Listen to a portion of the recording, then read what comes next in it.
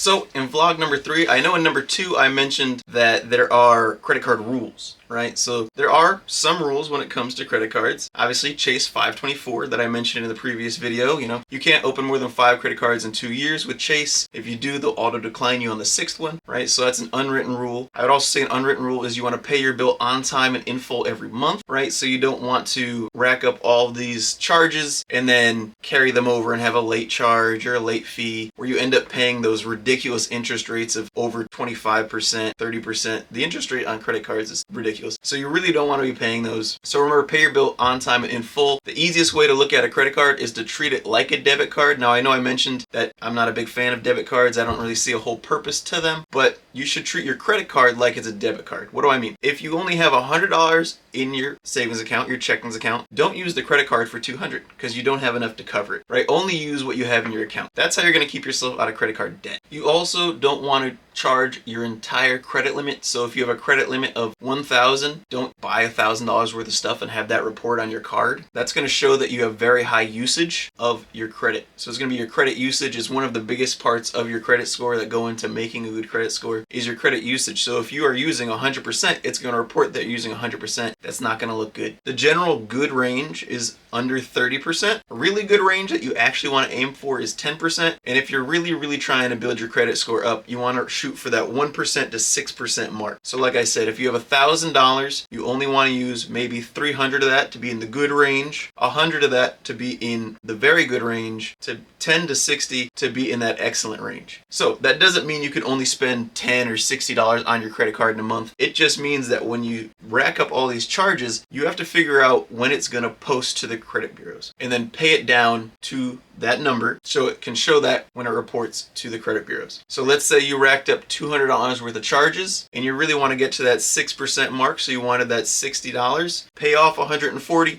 have 60 show on the report, and that's going to show that you have a 6% credit usage. Now, there are a couple things that happen with credit usage.